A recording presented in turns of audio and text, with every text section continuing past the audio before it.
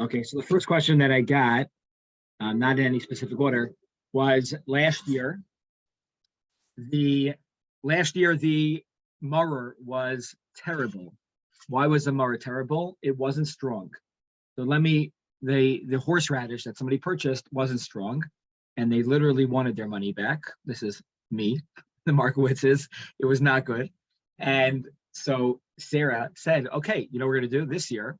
We'll make it on Erev Pesach, and we'll try it on Erev Pesach because we want to make sure that it has that tokef, because you want to feel it.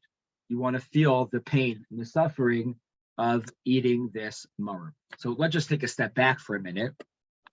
And is this the mitzvah? What maror do you need to eat to be yotze the mitzvah of maror? Maror today is a rabbinic mitzvah. It's a mitzvah d'Rabbanan, because the mitzvah, it's only a mitzvah from the Torah when we have the Korban Pesach. You have to eat it with the Korban Pesach. Today, the Gemara writes that we have a mitzvah d'Rabbanan, and we make a bracha on it. Al achilas maror.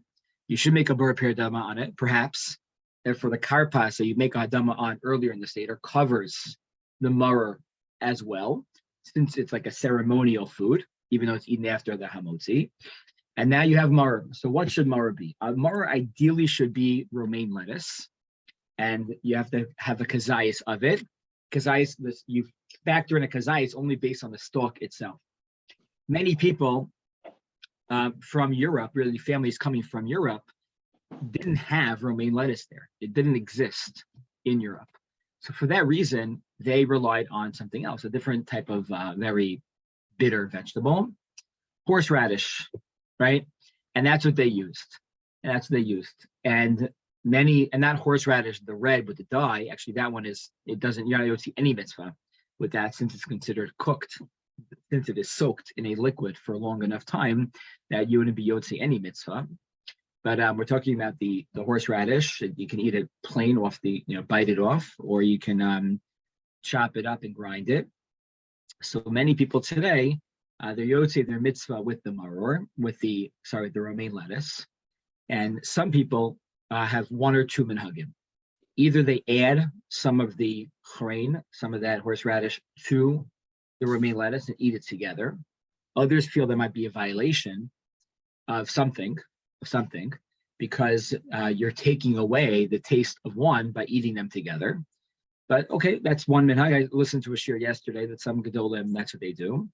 Others take that the stronger taste, the horseradish, and they have it in the korech. Korech is a minhag too. It's zecher lemikdash, and no bracha associated with it, and they'll have it at that point. So my family, Sarah's family, we're always very careful to have a strong maror at the table, and people like eating it anyway at the meal itself. Truth is, the Or Chaim HaKadosh writes the beautiful reason. So we eat the maror, you're going to tell me, because of the slavery and the shibud Mitzrayim by marus chayehem. The Or Chaim says, no, that's not why you're eating it. You're eating it because it enhances the food. When you're eating the korban pesach with the matzah and the maror together, it's like having charif in your shawarma. It's beautiful. And that's really where it's coming from. So now, just going back to our issue, can I eat maror on Erev Pesach to make sure that it tastes good? So classically, I assume many people here, if not everybody, do not eat matzah already 30 days before the Yom Tov to get excited for the matzah. Erev Pesach, that is a minhag on the books in the Yerushalmi, and many people have extended it out beyond just Erev Pesach. The Ramah writes the following, which is shocking. Like, if you didn't learn this inside, you're like, what? So the Ramah says, V'yesh noagim, this is tough ayin aleph base, shelo lechol chazeres be'erev Pesach, kedei lechol maror l'te'avon. The Ramah says there is a minhag to not eat maror on Erev Pesach in order for you to eat maror in an exciting manner, right? You should be satiated. You should be excited to eat the maror at the Seder itself. The same reason why we don't eat matzah on Erev Pesach, you also shouldn't eat maror. And then the Ramah continues. He says, "V'yesh machmirim od shelo lechol peiros kedei lechol charotzes l'te'avon." And he says some people don't even eat fruit, right? Some people don't eat fruit ever.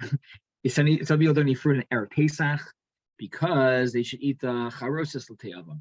And he says that minhag is not a valid minhag. Vein lachosh leminhag sam. So the Ramah writes very clearly one should not eat mar in Erev Pesach. The Mishnah Berurah says, get out of town. The Mishnah Berurah says that ein laminhag zeh ta'am. This does not have any validity.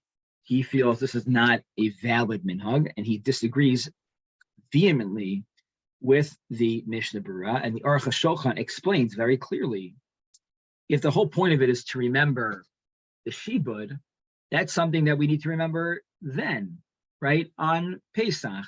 We don't need to get excited for that minhag. The Rav Pa'alim, who is the Chida, the Ben Ish Chai, defends this minhag and the Chav Chaim.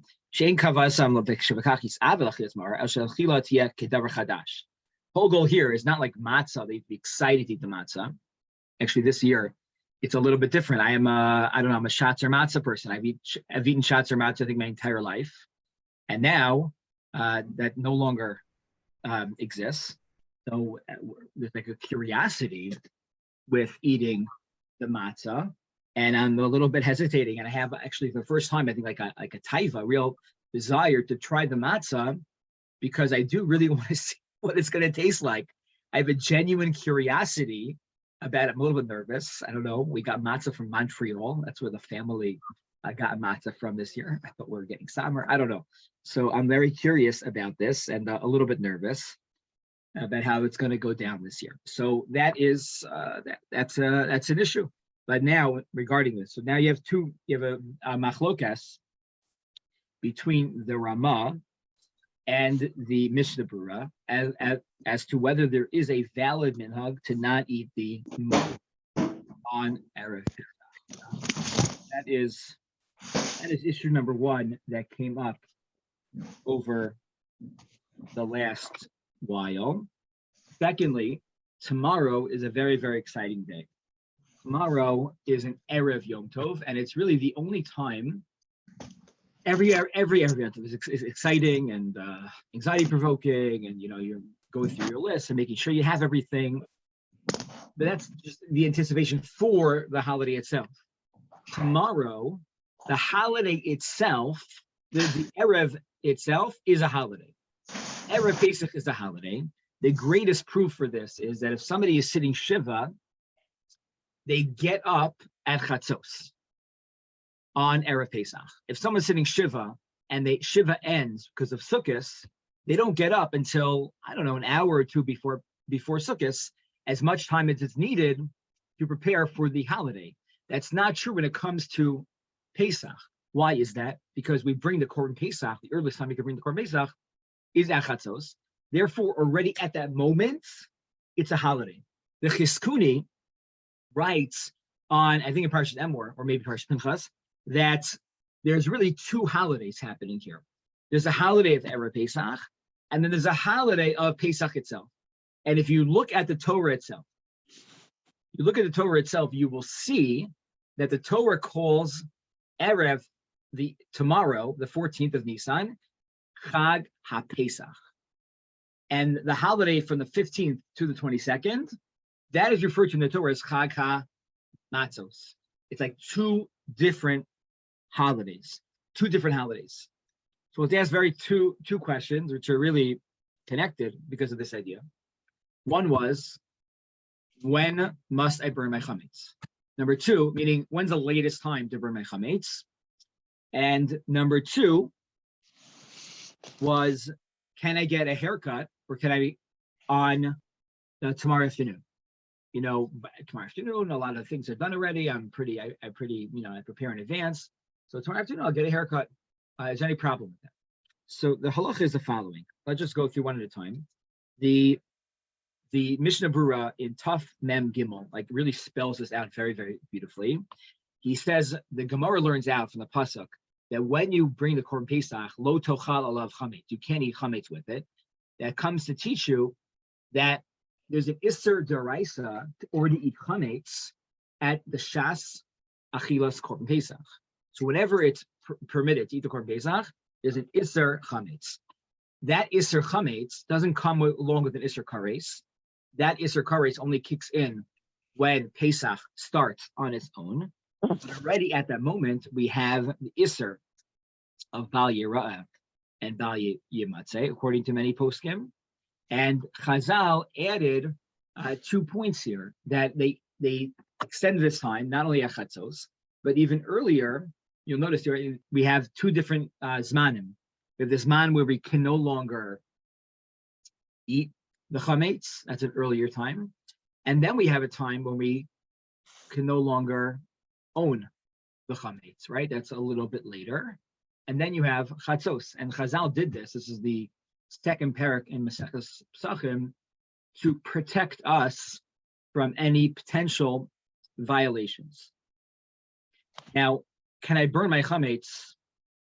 I have to burn it at the 6th hour, or I could burn it even later than that. So here you have a machlokas. I believe we are machmir over here. The Pri Megadim writes, she'ena over b'shah hashishis, iser b'chol rega rega. The whole point, the machlokas here is between the Pri Megadim and the Shulchan Aruch Harav. Shulchan Aruch Harav was the first Lubavitch Rabbi of Liadi. They argue about whether one is in violation of Bal Yera'ah and Bal Yimatzeh when you own chametz, before you burn it, until Pesach itself. So the Pri Megadim says you are not in violation. Therefore, you really have the entire day to burn the chametz. And the Shulchan Aruch Harav says no, you have the chiyuv to burn the chametz immediately in the morning. If one cannot burn the chametz, so obviously I think in many of our communities now we have public areas to burn the chametz, which is a much safer way to do things. But there are alternatives as well. You can throw it into pour bleach on it and mevatel it, pour it into give it to a public dumpster, flush it down the toilet. These would all be other ways to do it. The minhag generally is with burning it, because the Gemara has machlokas as to what the best way to do it is. Meaning, should I just get rid of it? My goal is to get rid of it, or is there like a mitzvah with sreifa itself, with burning specifically? And here, Rabbi Yehuda has an opinion in the Mishnah of sreifa, and that is we try as much as possible to follow that general practice of ein bir ella be sreifa. Achatzos itself, the poskim write, since it's already like a Yom Tov, is that there is a quasi Isser Malacha at that moment. At Chatzos, there are certain things that are prohibited to do at that moment. And the way it was explained to me was that it's on the level of Chol HaMoed. Whatever is prohibited on Chol HaMoed should really be avoided at Chatzos.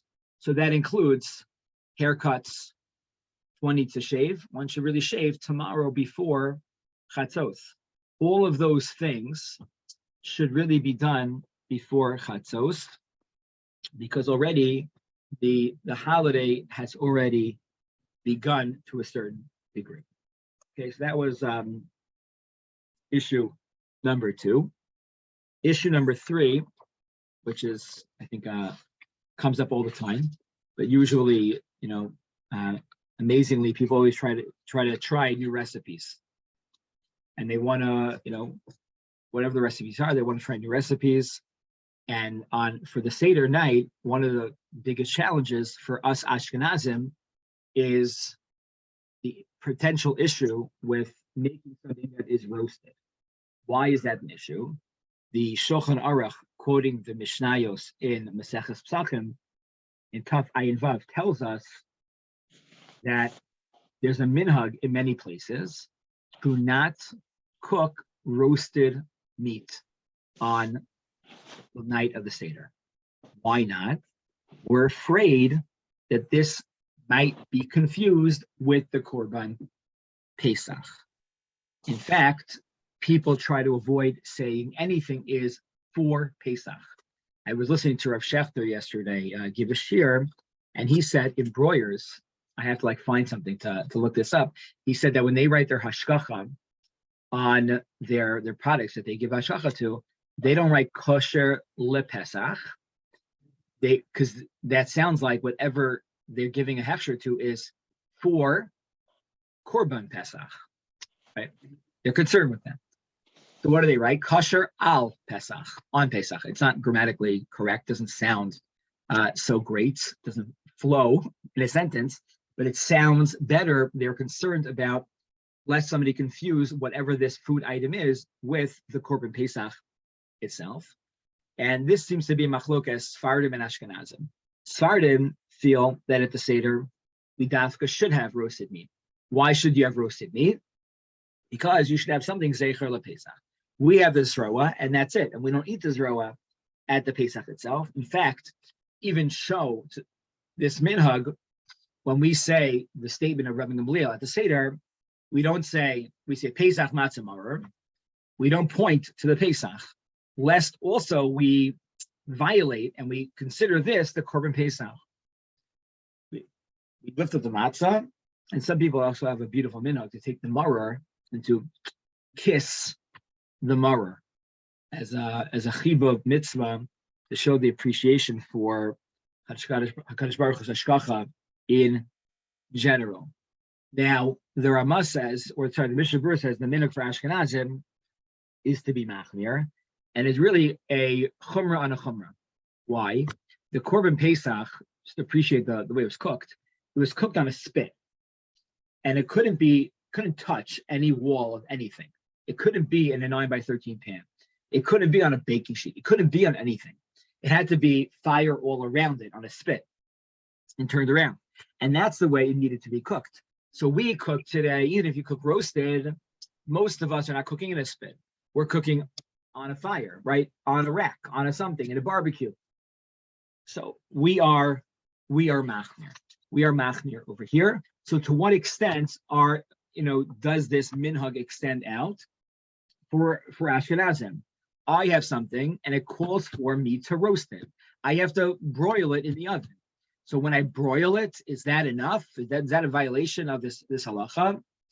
So I saw two different presentations. I think both are valid. Rav Vosner writes that just because you're broiling it doesn't mean it's considered roasted now and it's out, because that would be like a chumrah and a chumrah and a chumrah. He says if there is it's made with a sauce, done, you're fine. You're fine. Because the sauce, it's not considered roasted. Rav Heinemann, I saw in the Star K guide this year, he says he gives like a shiur, very like a brisker thing. He gives like a shiur. He said if there's a quarter of an inch of liquid in the pan itself, it is no longer considered roasted, and now it is considered cooked for this halacha, and that would make it okay. So that's the get there. So someone asked me, I don't know how much is it going to be. So just add a little bit more liquid, more gravy, more sauce to whatever you're cooking, and I'm sure it's going to be fine. And please God, next year we will eat the real deal, the korban Pesach itself. Just in these halachic ideas, there's a lot of divrei Torah to say in terms of like the vortlach, in terms of the maror. Like, what is the maror? Is the maror like a good thing? Do we look at now what we've experienced in a positive light, in a negative light? So the Ramah is like sort of saying, don't eat it because you have to be excited to eat the maror. We reflect on our past trauma and maybe appreciate that's part of our broader narrative.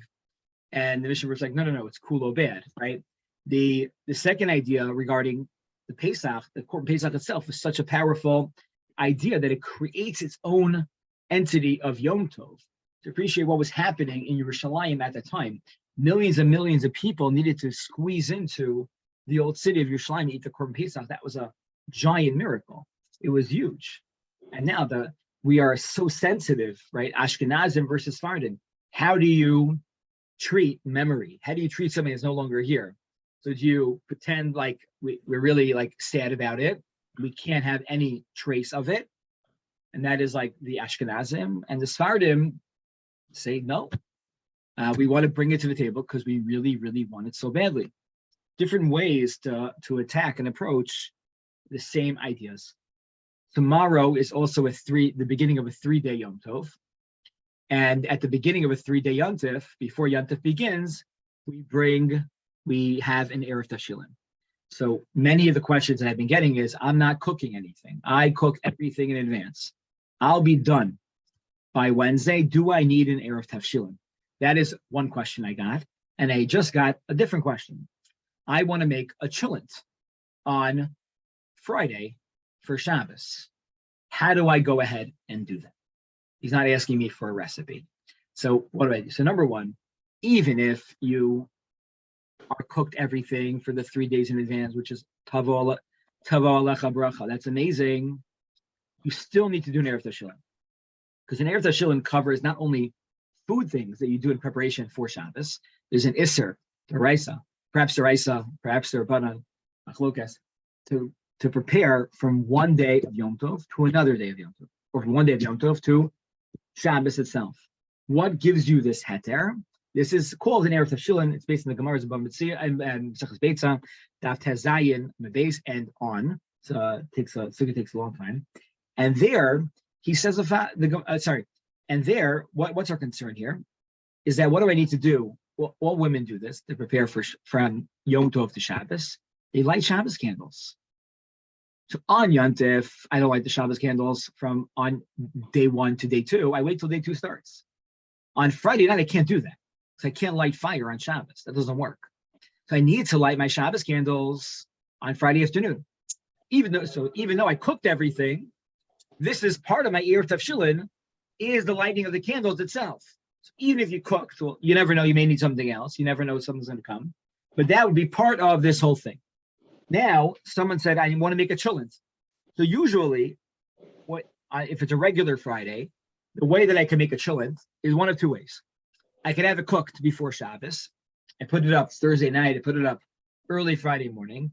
And it's essentially cooked before Shabbos, and then I put it on a lower flame, on a low, on a warm, and something like that I'm totally fine.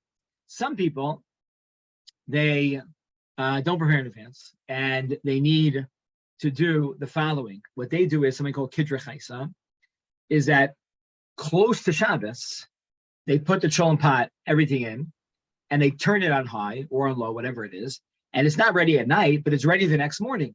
And that's a heter called Kidra Chaisa, which we're not going to get into right now, putting raw food right before Shabbos on the stove. We're not concerned about Shiur, Chazara, any of the potential violations. So what he was really asking me was, is this allowed to do on on Yom Tov going into Shabbos? And the answer is no. You can't do that on Yom Tov to Shabbos. The Erev Tashilin would not allow that. The Erev Tashilin permits us to prepare from Yom Tov to Shabbos, but it needs to be in a realistic manner. The food should ideally be ready before Shabbos. It has to be, not ideally, it should be ready. The food needs to be edible before Shabbos. Because why? One of the reasons given is that how you're allowed to violate an Isser on the books of preparing from one day to another is because Shema Yava Orchem. Guests might come, and if guests might come, you need to cook food for them. That may or may not happen in your homes, and that's okay if it doesn't happen, but the food needs to be realistically or ideally ready for them before Shabbos already begins.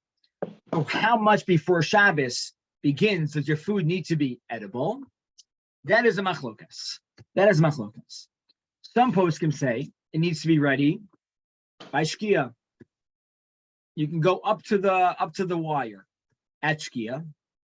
I discussed this question with Rav Schechter this past week, and he felt, quoting the Magen Avraham, that it needs to be ready by around Plag HaMincha. The food doesn't be fully cooked. It should be edible, at least by Plag HaMincha, which is about an hour and a quarter before Shabbos begins. I put it in the bulletin, either I think 6:10. I rounded up. I think 6:06 is Plag. I put it 6:10, or maybe it's 6:11, 6:15. I forgot what I put in there, but that was the mechanics behind this halacha to appreciate what we are doing with this Erev Tashilin. Rabbi. Yes. And therefore the plug to come daven early Friday night with the early minyan. So you have all the cooking ready on time.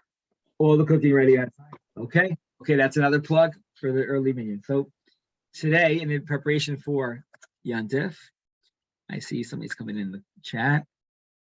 How come we don't say Halal Erev Pesach if it's a holiday? Great question. In Eretz Yisrael, they have a beautiful minhag. Now, when they are baking the matzahs, they sing Halal. And the truth is that when the Korban Pesach was brought in Yerushalayim, they sang Halal. And they kept, I think it was like, you listen to a song that you like, you could put it on repeat. So the Halal was on repeat in the Beis HaMikdash. It was beautiful. So in Eretz Yisrael, in America, you bake matzahs. It's very business. It's in a beautiful way. They're moving. It's like no talking. They don't let people, no chatting. You are, and there's a flow to the movement of everything happening. In Eretz Yisrael, where I've been, I remember I baked matzahs once in Eretz Yisrael in Yad Binyamin. It was leipdik.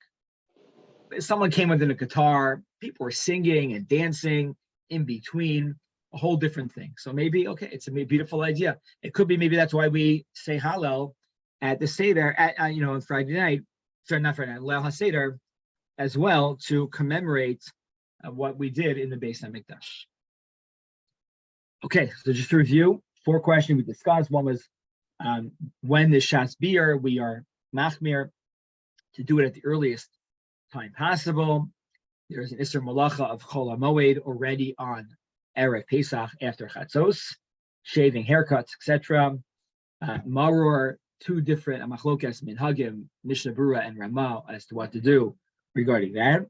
And when it comes to Erev Tavshilin, food should be cooked to bed by Plaga Mincha on Erev Shabbos. And also, even if one is not cooking on Erev Shabbos, one should definitely make an Erev Tavshilin nonetheless. I wish everybody a great Yantif. It should be a Yantiftik Geula, a beautiful Yantif. You should feel not just nationalistically redeemed, but personally redeemed from all of our tsaros, and we should experience only Yeshuos and Geulos for us and all of Klal Yisrael. Amen.